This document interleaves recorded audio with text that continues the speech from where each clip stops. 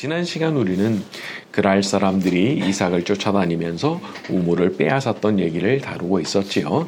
오늘은 거기 이어지는 내용입니다. 창세기 26장 26절부터 29절까지 갑니다. 아비멜렉이 시작. 아비멜렉이 그 친구 아우삿과 군대 장관 비골과 더불어 그랄에서부터 이삭에게로 온지라.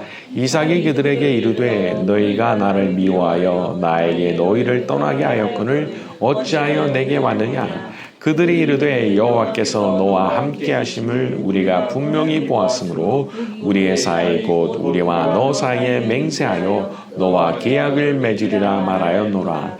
너는 우리를 해하지 말라. 이는 우리가 너를 범하지 아니하고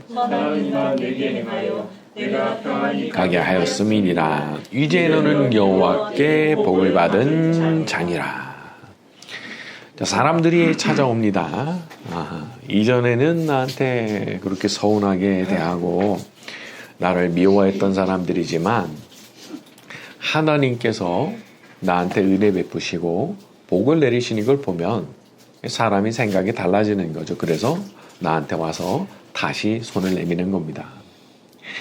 그래서 우리가 이렇게 보면 참 지나치게 인맥을 쌓고 인간관계를 다지는 일에 너무 신경을 쓰지 않는 게 좋은 일이죠. 내가 힘든 상황 되면 사람들의 그 태도가 얼마나 돌변하는지. 그런데 또 반대로 내가 잘 되면 또 사람들의 태도가 얼마나 급하게 바뀌는지 몰라요. 세상 인심이라는 게 다 그런 거기 때문에 그래서 우리가 사람의 입맛을 맞추고 그 비위를 다 맞추고서 살려고 하면은 오히려 낭패를 보기가 십상인 겁니다. 그리고 더 중요한 건 우리 하나님께서 우리가 그렇게 사는 거를 기뻐하시질 않아요. 그게 더 중요한 이유가 되는 거죠. 내가 사람 쳐다보고 사는 거를 하나님께서 기뻐하시지 않더라고요. 너 지금 누굴 보고 있는 거야? 누구를? 나를 봐야지. 자, 우리 성경 한 구절 찾아봅니다. 구약 성경 889쪽 시편 118편 6절에서 10절입니다. 시편 118편 6절에서 10절 구약 성경 889쪽쯤에 있습니다.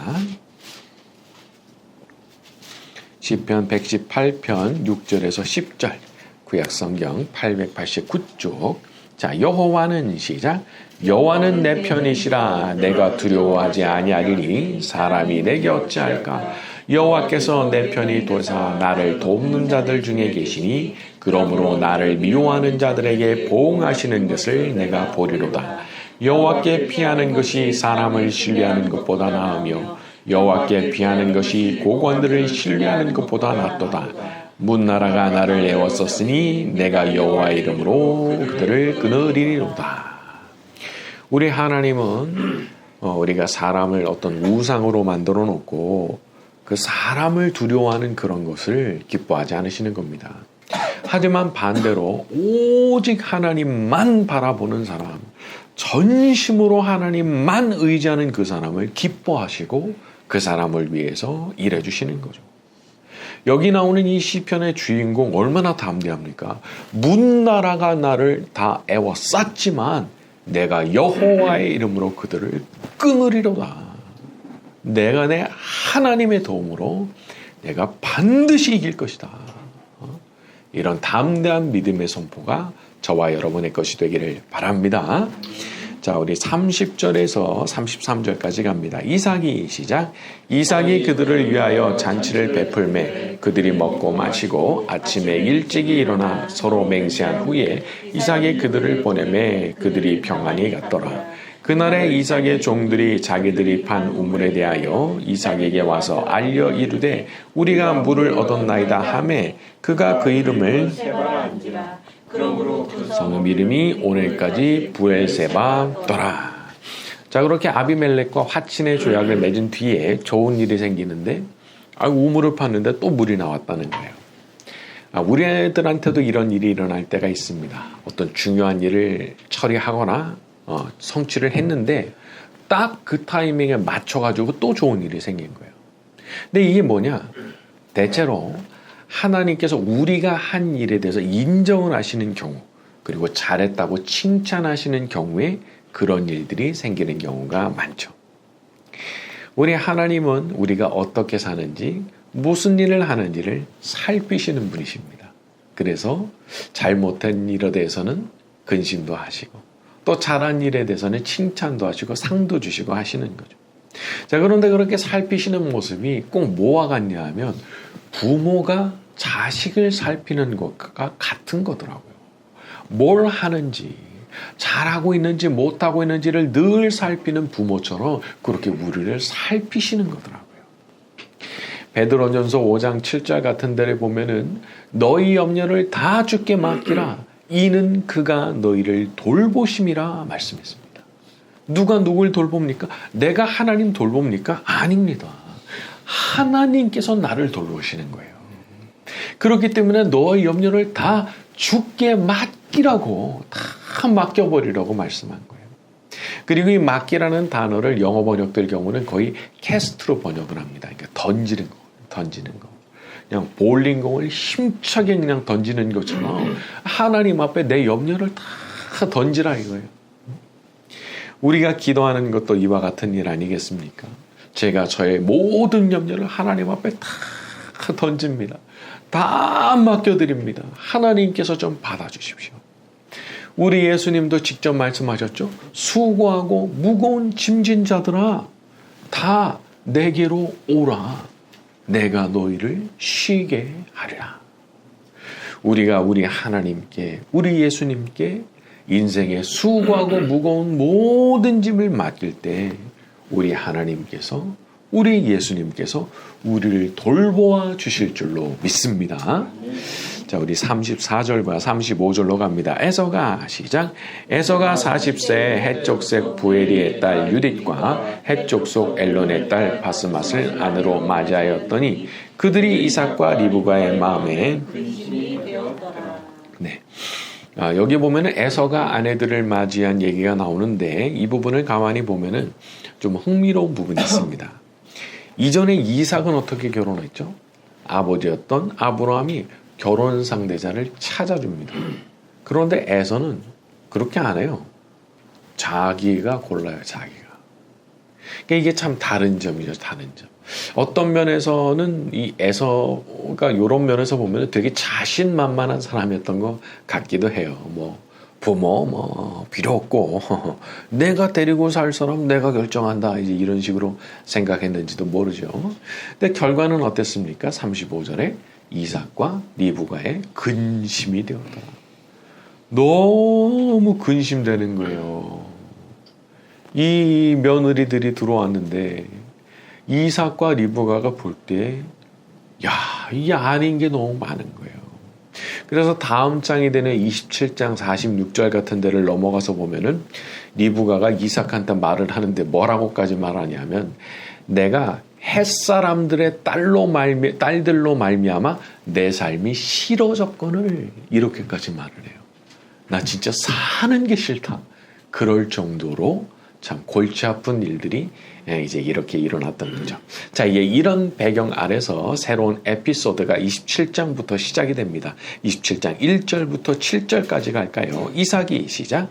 이삭이 나이가 많아 눈이 어두워 잘 보지 못하더니 맏아들 에서를 불러 이르되 내 아들아 하매 그가 이르되 내가 여기 있나이다 하니 이삭이 이르되 내가 이제 늙어 어느 날 죽을는지 알지 못하니 그런즉 내 기구 곧 화살통과 활을 가지고 들에 가서 나를 위하여 사냥하여 내가 즐기는 별미를 만들어 내게로 가져와서 먹게 하여 내가 죽기 전에 내 마음껏 내게 축복하게 하라.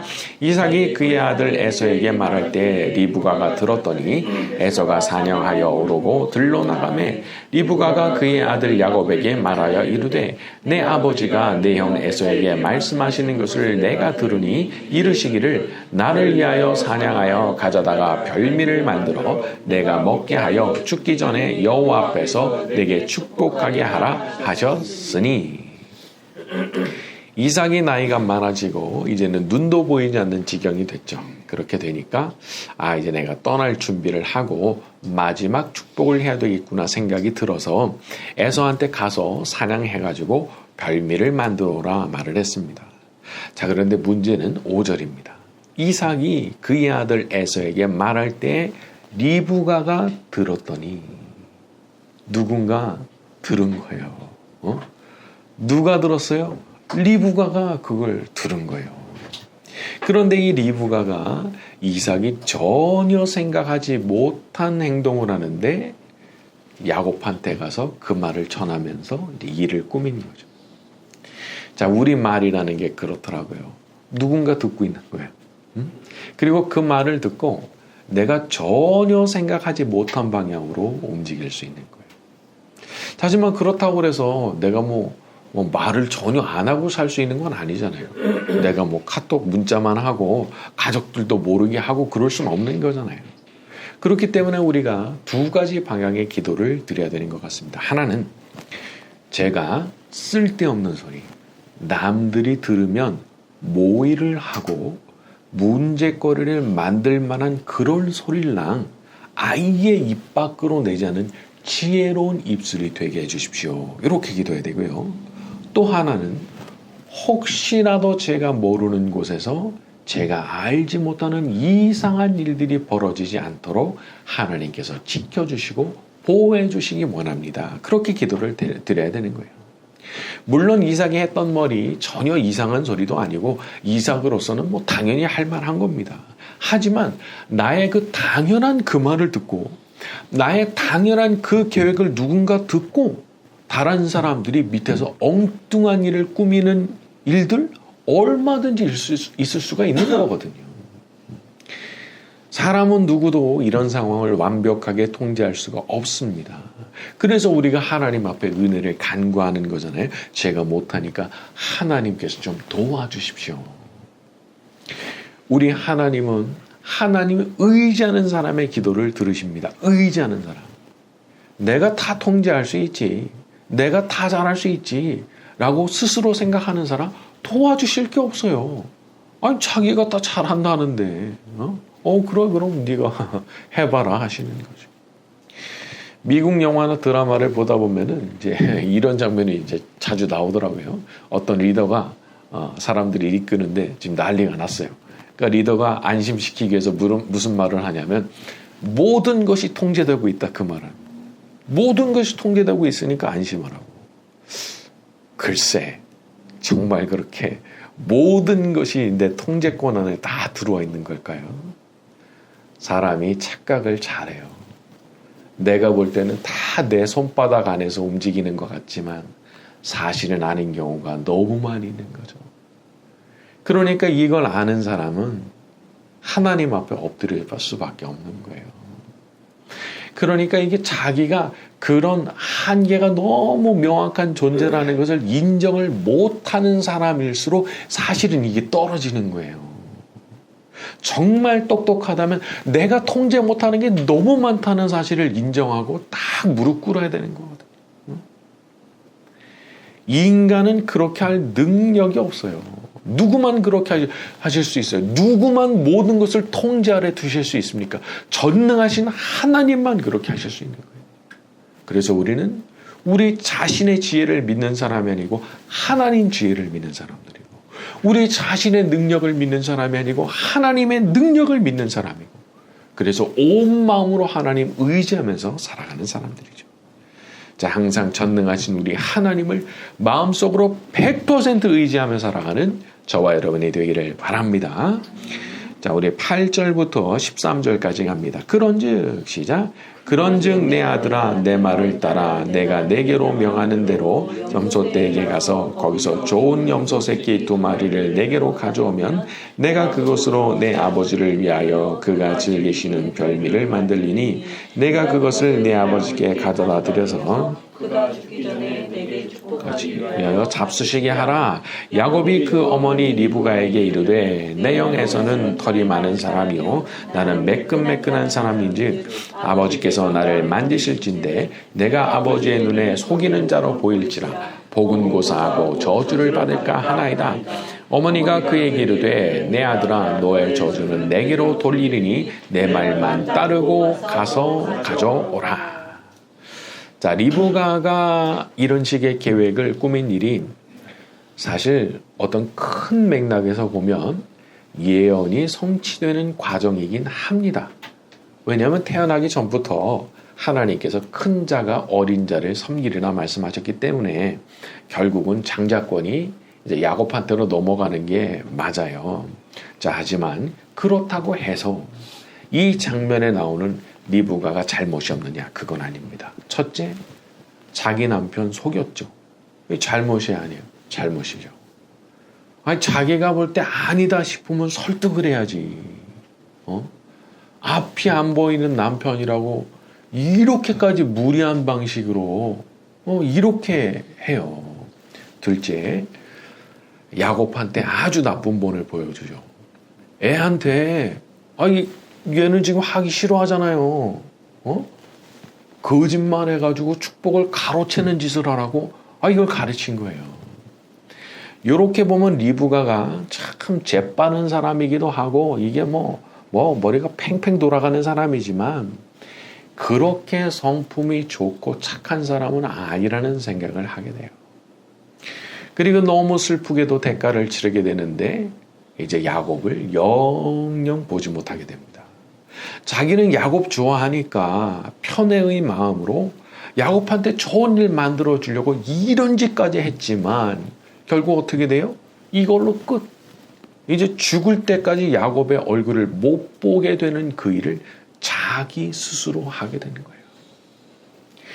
순리를 벗어나는 일, 아주 무리한 일.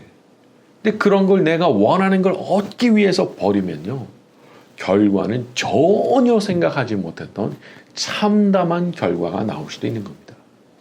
그래서 차라리 그냥 조금 양보하고 그냥 순리대로 무리하지 않게 그렇게 가는 게 실은 더 좋은 일이에요. 만약 리브가가 이런 방법을 쓰지 않았다면 하나님께서는 아마 다른 방법을 통해서 야곱에게 장자권이 넘어가게 하셨을 수도 있을 것 같아요. 하나님께서 그렇게 하기로 하셨었으니까. 그런데 여기에 리브가의 욕심이 끼어들면서 아주 나쁜 역할을 스스로 감당하게 된 거죠. 이건 좋은 그릇으로 쓰임받은 게 아니고 나쁜 그릇으로 쓰임을 받는 거예요. 그래서 내가 원하는 걸 이루기 위해서 수단 방법을 안 가린다. 이거 이제 오히려 자기를 죽이는 일이 되는 거죠. 그래서 우리는 이루어져야만 되는 일 있잖아요. 내가 볼 때 이거는 분명히 이루어져야 돼 라고 보는 그 일을 하나님 앞에 맡기고 올려드리는 사람들입니다. 내가 내 방법으로 달려들어서 그걸 억지로 해내려는 사람이 아니에요. 만약 그런 식으로 달려들면 여기 리브가처럼 할 수 있는 거예요. 자기는 그게 되게 하려고 했으니까. 자, 내가 하면 불완전하지만 하나님께서 하시는 일은 완전하십니다. 내가 하면 부작용이 생기지만 전능하신 하나님께서 하시는 일에는 부작용이 없습니다. 자, 항상 전능하신 하나님께 모든 것을 맡기고 올려드리며 살아가는 저와 여러분이 되기를 예수님의 이름으로 축원합니다. 주 없이 살 수 없네 죄인의 구주여 그 귀한 몸의 피로 날 구속하소서. 구주의 사랑으로 흘리신 보혈이 내 소망 나의 위로 내 영광 됩니다. 주 없이 살 수 없네 나 혼자 못 서리 힘없고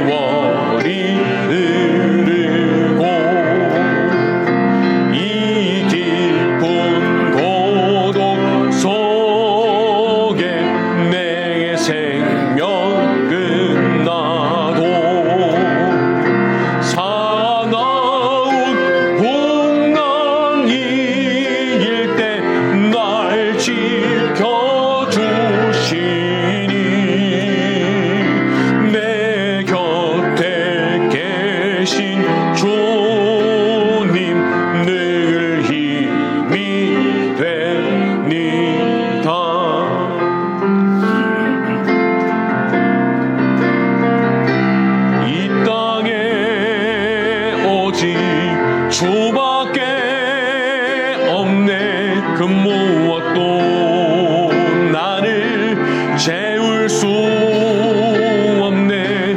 주님의 평안 내 안에 있네. 그 누구도 빼앗을 수 없네. 이 땅에 오직 주밖에 없네. 그